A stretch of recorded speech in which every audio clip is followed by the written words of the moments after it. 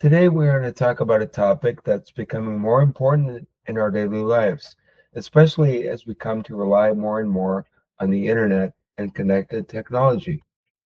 Our presentation today is on cybersecurity and scams. We're going to take a closer look at how to spot, avoid, and respond to them. The thought of being scammed can be a little scary for anyone, but the goal of this presentation isn't to scare you. We want to make you aware of the various online threats you may encounter, and most importantly, empower you with the skills and knowledge you need to protect yourself in the digital world. There's a very good chance that some of you already are familiar with using email, social media, or apps for things like shopping, banking, and streaming. And if that's the case, the digital world is already a part of your lives, and that can be a good thing. The internet and technology offer incredible benefits. Technology has made so many things easier and more convenient for us.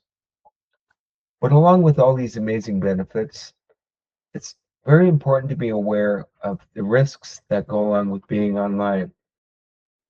Unfortunately, scammers are finding new ways to try and take advantage of people. You might have heard that seniors are often the target of scams, and while that can be true in some cases, it's not necessarily because seniors are less savvy. It's because scammers tend to make a lot of assumptions about people. They prey on people's trust and assume that seniors might be less familiar with the latest technology. Our goal today is to change that. We want to give you the tools to be able to spot and avoid these tricks and avoid becoming the victim of a scam. We're going to start by getting a basic understanding of some of the major threats out there. Then we'll talk about the most common types of scams you might encounter. At the core of this presentation, we want you to be able to walk away with some practical tips on how to protect yourself. Finally, we'll cover what you should do if you think you've encountered a scam. Let's get into some cybersecurity basics. What is cybersecurity? Cybersecurity is the practice of protecting your digital life.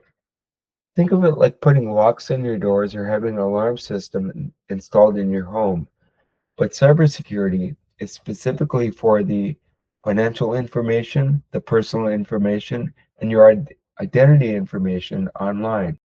Scams come in various forms, but very broadly, a scam is any kind of deceptive scheme designed to get your money or information without your knowledge or consent. Now let's get into the types of scams and how to spot them. Phishing scams. Phishing scams are just about everywhere these days. In many cases of phishing, you might be sent a fake email or a text message that looks like it's coming from your bank, a government agency, or a company like Amazon. Some red flags. So how do you know it's a phishing attempt? First, look at the language. Oftentimes, a phishing attempt will use urgent or threatening language with things like, your account has been suspended. Click here to fix it immediately, or click this link to restore access. They also often use generic greetings like Dear Customer instead of your personal name. Another thing to look for in phishing is poor grammar or spelling. This is very common in phishing attempts. Many times these messages are sent very hastily in an attempt to hook as many people as possible in a short span of time. A real company would take the time to correct these errors before they sent the message to you. And most importantly, be suspicious of any links you receive, especially by email or text. One thing you could try is the hover technique, where you hover your mouse cursor over the link before clicking, and after a few seconds, the full text of the link will display. If the address looks strange to you in any way, just delete the message. And finally, a legitimate company would never ask you to send them personal information like your password or your social security number over email or text. Next up are tech support scams. These can happen in two main ways. You might see a pop-up on your computer screen that says something like, warning, your computer is infected, or call this number immediately. Or you might even get a call out of the blue from someone claiming to be from Microsoft or Apple or some other legitimate tech company. Here are some red flags. The biggest red flag is that this is unsolicited contact. It just came to you, you didn't ask for it.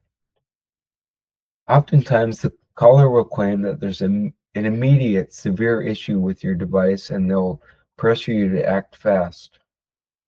Many times they'll ask for remote access to your computer to quote unquote fix the problem when all they're actually trying to do is gain access to your device remotely so they can access your personal information and files. Tech support scammers will often demand payment using unusual methods like gift cards or wire transfers. But just remember this: Microsoft or Apple or a legitimate tech company would never call you out of the blue just to tell you your computer has a virus or your device has an issue. The next one is grandparent scams. Grandparent scams prey on the natural love that we have for our family members. You might get a call or a text message from someone pretending to be a grandchild or another loved one. They'll often say they're in trouble, that they've been in an accident, or maybe they're even in jail, but it's almost always in urgent need of help or money. Some red flags. They'll create a huge sense of urgency or secrecy by saying things like, don't tell mom and dad. They'll often ask for money using unusual payment methods, not a bank transfer. Be sure to listen closely to these messages. The person's voice might sound different because this is actually the scammer trying to imitate your loved one, or sometimes they'll claim the connection is poor, which is why they sound different. Here's a big tip. The best defense with these kinds of scams is just to hang up and always verify. Call your grandchild or another family member on a number you know to be real and ask if they're okay. The next one is romance scams. Romance scams can happen when someone creates a fake online profile and tries to start a relationship with you. What they do is they try to build a personal connection, and then after you develop feelings for them, they'll create a fake emergency and ask you for money. Some red flags. The person seems too good to be true, and everything's just lining up perfectly. The relationship will often move very fast with them declaring their love or affection for you from the start or at least very quickly. They'll almost always have an excuse for why they can never meet you in person. And the moment they ask you for money, no matter what their emergency is, that's your cue to end communication. I wanted to mention just a couple other common scams just briefly. Lottery and sweepstakes scams. These are where the scammer will say, you've just won $1 million or a large sum of money, and all you need to do is send us a small fee so that your winnings can be processed. Then there's government impersonation scams, in which the scammer will pretend to be from the IRS or the Social Security Administration or other government agency, and they'll threaten you with arrest or legal action if you don't pay them immediately. And then there are also online shopping or fake website scams. These are fake websites that are set up to offer outrageous deals that are just too good to be true. And then after you pay them for the item you ordered, the item is never actually delivered. Just to go over some general red flags in summary. So as you can see, a lot of these scams share a lot of common traits. So if you remember nothing else, try to remember these general red flags. Urgency or threats. If a message tries to make you feel panicked or worried, just step away, stop, and think. Unsolicited contact. If you didn't initiate the contact, it's a good idea to be suspicious.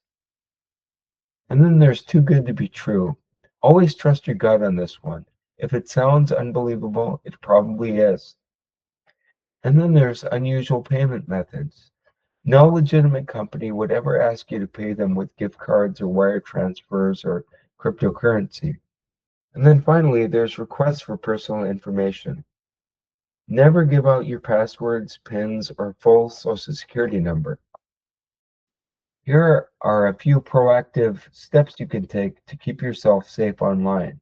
Always be skeptical and verify. Our number one tip is this: if in doubt, check it out. If you get a suspicious message, don't click on the links or call the number provided. Instead, call the company back using a phone number you know to be real. You can also simply search online for the name of the scam and see if it's real. Another big point here is strong passwords and multi-factor authentication. Think of your passwords as the keys to your digital life. Passwords should be long, complex, and unique for every single online account that you have. A great way to create a strong password is by using a password manager. And for the most important accounts you have, like your email, banking, social media, and others, be sure to turn on multi-factor authentication or MFA. Think of MFA as an extra lock on your door. Even if a scammer gets your password, they can't get in without the code that's sent to your personal phone or personal email address. Another thing to remember is to keep your software updated. Your computer's operating system, web browser, and apps are constantly being updated for a reason, and that goes for any connected device, your phone, your tablet, your television. These are crucial updates that are meant to fix or patch security vulnerabilities that hackers love to exploit. So the next time your computer or phone or device tells you there's an update available, be sure to install it right away. Secure your Wi-Fi. Make sure your home network is protected with a strong, unique password. And always be cautious when you're using Wi-Fi in public, like at a coffee shop or the airport or the library. You should always, in general, avoid doing sensitive activities like banking or shopping on public networks. Monitor your accounts. Try to stay on top of your accounts by regularly checking your bank statements and credit card statements for suspicious activity. You can also order free credit reports annually from annualcreditreport.com to check for any new accounts that might have been opened in your name. Be mindful of what you share online. Be aware of your privacy settings on social media. You should always avoid posting personal details like your address, phone number, or travel plans. Shred important documents. Before you throw away any documents that have personal information or sensitive details, make sure to shred them. This can include old bills, credit card offers, and account statements. So, what to do if you're targeted or scammed? Let's be very clear about this. If you think you've been the victim of a scam, the most important thing to remember is this: don't panic and don't be ashamed. Remember, scammers are very good at what they do, and this is not your fault. But the sooner you act, the more you can do to limit the damage. Stop all communication. First and most importantly, try to stop all communication with the scammer as soon as possible. That can mean blocking their number, deleting their emails, and cutting off all contact with them in general. You can also gather evidence. If you can, save any emails, text messages, or phone numbers. This information can be important if you need to report the scam or want it investigated. And then finally, you can always report the scam. This is a crucial step. It helps authorities catch the criminals and prevents others from falling victim to their schemes. And if money was lost or it feels like a serious crime, reach out to your local police department. The Federal Trade Commission, FTC, is a good place to report scams, and you can go to reportfraud.ftc.gov to do that. The FBI is another source for reporting scams. For online crimes, report it to the Internet Crime Complaint Center at ic3.gov. You can also reach out directly to your bank or credit card company. Call them immediately if you sent money or you think your financial information might have been compromised. It's also crucial to protect your identity. Be sure to immediately change any compromised passwords. If you gave out sensitive information like your social security number, you should consider placing a credit freeze on your accounts. And then it's important to seek support as well. Talk to a trusted family member or friend.